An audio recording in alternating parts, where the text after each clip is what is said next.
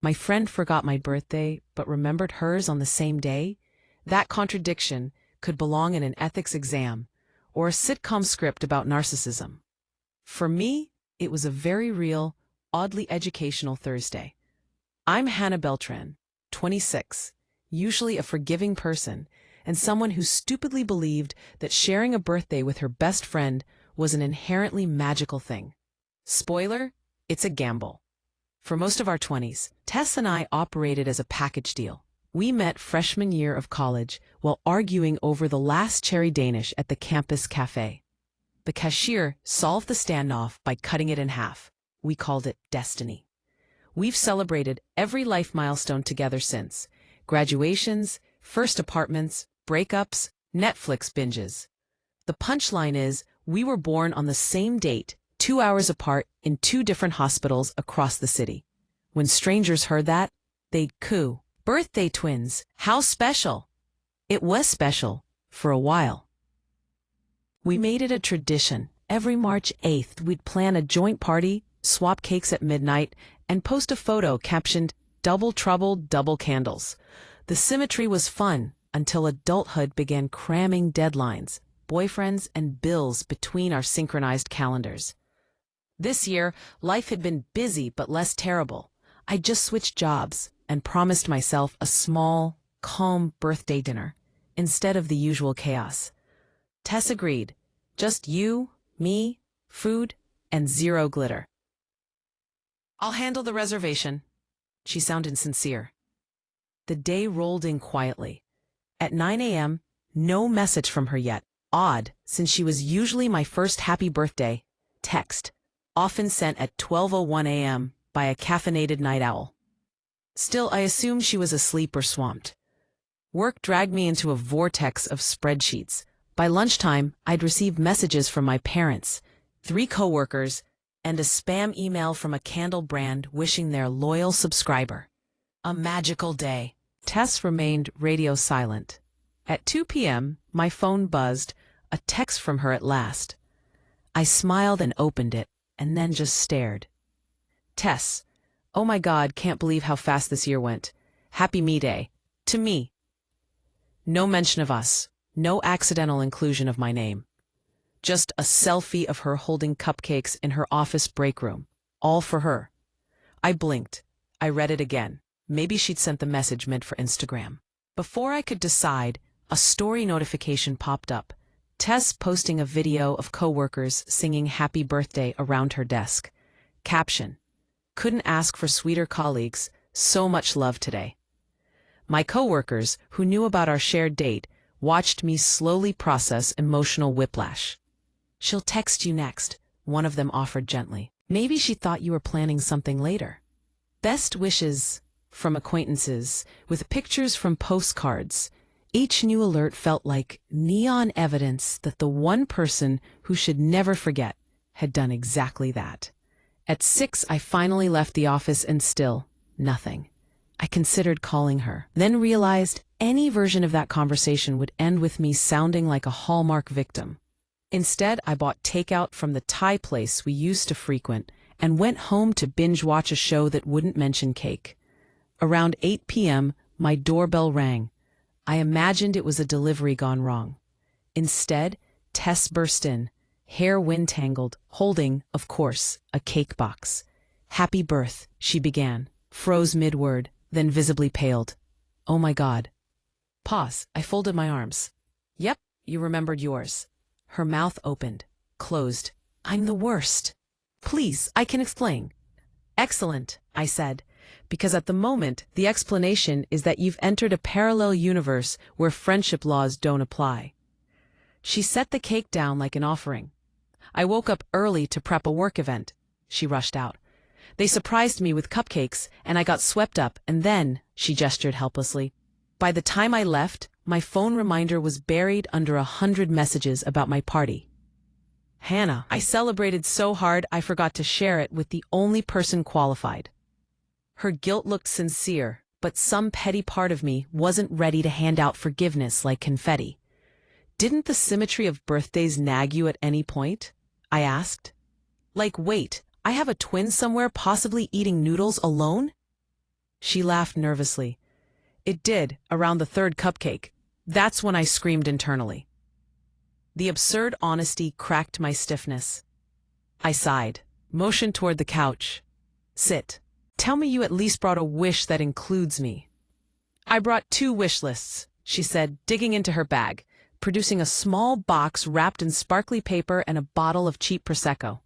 One for you, one emergency apology. I grabbed the last cake in the shop. They only had room to write one name, so it just says, Happy D. We stared at the lopsided message and started laughing until tears blurred the absurd inscription. Somewhere between bites of frosting disaster, my anger softened into weary amusement. Later, glass in hand, tease confessed, I think I've secretly liked our birthdays blending together because it made everything easier. One celebration, one mess. Today reminded me how much I take that for granted. Welcome, I said, clinking her glass, to independent disasters. She smiled sheepishly. And to synchronized forgiveness. That might have been enough of a happy ending, except 2 days later I discovered something about why her office had thrown such an elaborate party, news that would twist this whole birthday debacle into a completely different test of friendship. And that's where the next part of this story begins. 2 days later, I was finally back in stable emotional weather, half laughing about the great birthday fiasco, half plotting ways to set recurring calendar alerts for every person I've ever loved. Tess and I had texted that morning, the usual small talk about work and our shared hangover from cheap Prosecco. By afternoon, I'd almost decided to file the incident under human error featuring frosting. Then came the phone call. It was my coworker Layla, who worked at the same consulting firm as Tess. Hey, she said casually, weird question. How exactly are you and your birthday twin dealing? I told her we were fine. Why? Well, she said carefully, I sat near Tess's cubicle yesterday. The reason her office planned that huge surprise for her? They were also celebrating her promotion to project lead. She told everyone she wanted to keep it quiet, but you really didn't know? I sank into my chair. No, I said slowly. She didn't mention it when she showed up eating cake here. The line hesitated. Maybe she just forgot amid the chaos. On our birthday, I said flatly. Layla sniffed the air of growing awkwardness. For what it's worth, she looked guilty as sin. Congrats on mutual success, though. I'm sure she'll tell you soon. Sure, I lied. When the call ended, petty silence returned like an old roommate. Promotion. So that's why her coworkers had gone all out. Confetti, speeches, cupcakes labeled Boss Lady. Suddenly her earlier oblivion seemed less harmless. She'd been orbiting her own celebration. By early evening, I drafted 5 versions of the text I'd probably never send. Hey, congrats on the promotion you forgot to mention while apologizing for forgetting me. Deleted. Passive aggression ages badly in screenshots. Instead, I wrote, got big news from Layla. Congrats on the new role. You could have told me. That's the kind of thing I'd buy a real cake for. She replied almost instantly. Wait, you know? I was going to tell you this weekend. I just didn't want it to sound like I was making the day even more about me. I stared at the message, exasperated at how reasonable it sounded. Still, a small ache sat between my ribs. Tess and I had always traded every detail within minutes, bragging each other's wins loudly enough to embarrass both our mothers. Hiding a big one felt off. I decided to stop digital diplomacy and invite her for a walk. Too much screen tension, I wrote. Let's talk tonight. She showed up wearing guilt disguised as enthusiasm.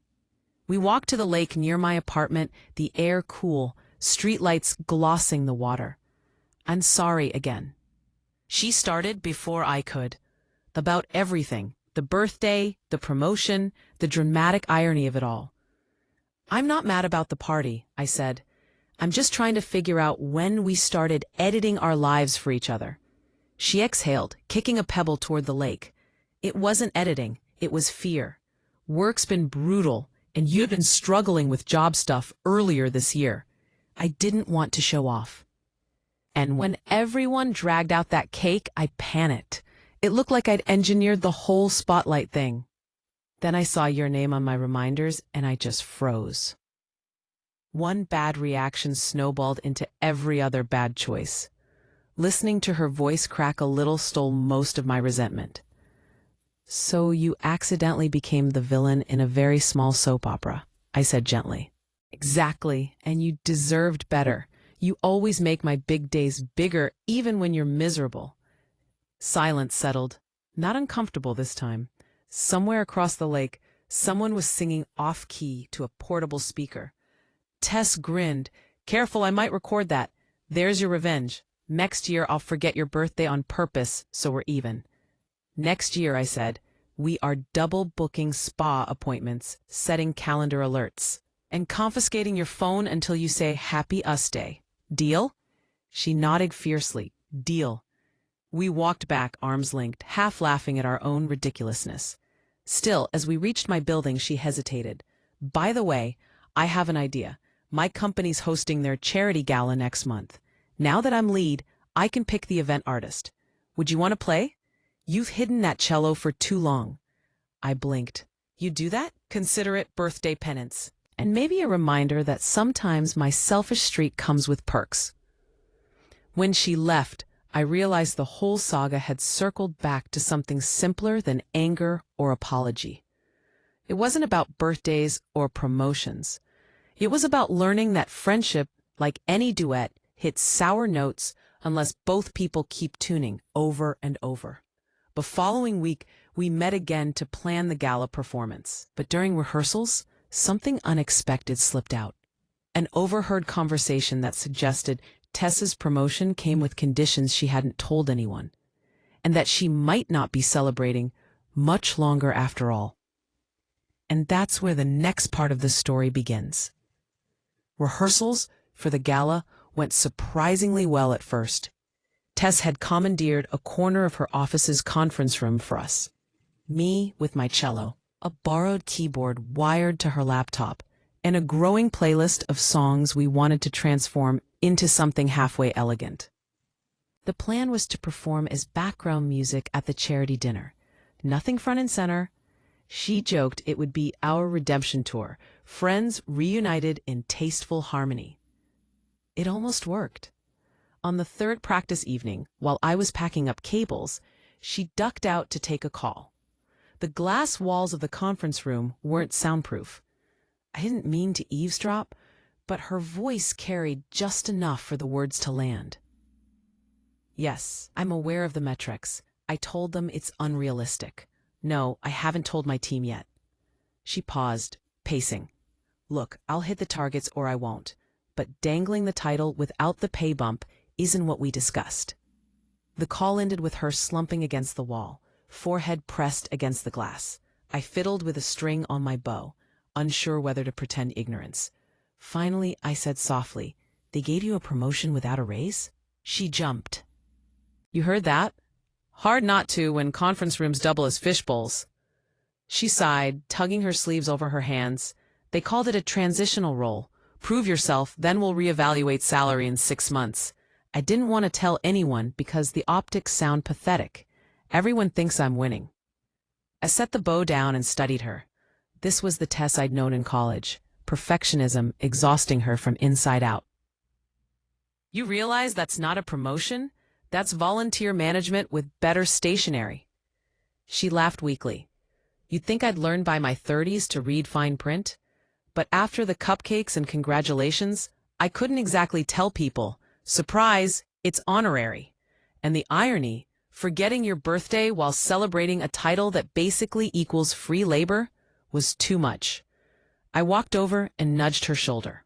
"So we do the gala, play beautifully, charm the board, and make sure they physically witness your brilliance until they trip over themselves, offering the real deal." "That's your plan?" she asked. "Revenge via acoustic ambiance." She grinned. "I like it."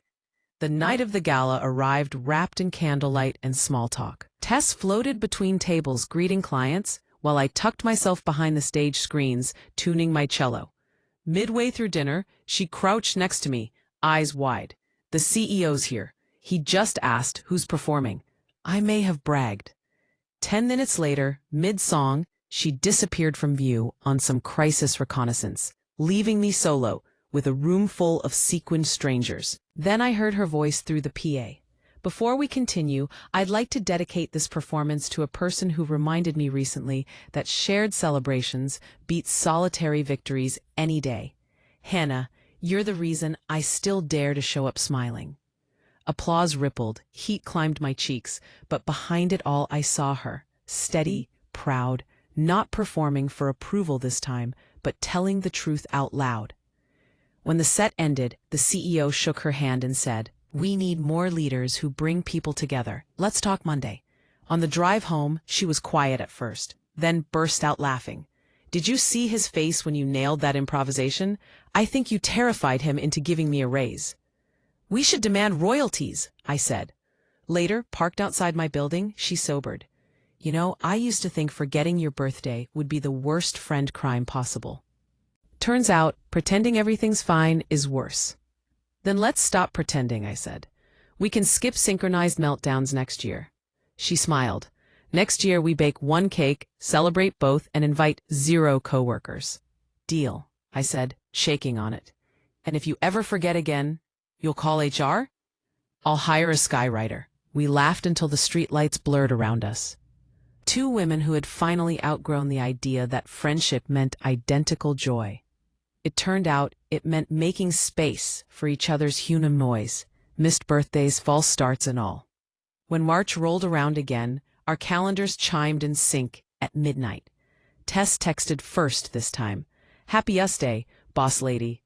I replied with a selfie holding 2 cupcakes, one labeled H, one labeled T, icing purposely messy. Because that was the point. We've learned that the only perfect part of friendship is its willingness to look a little ridiculous while it keeps showing up.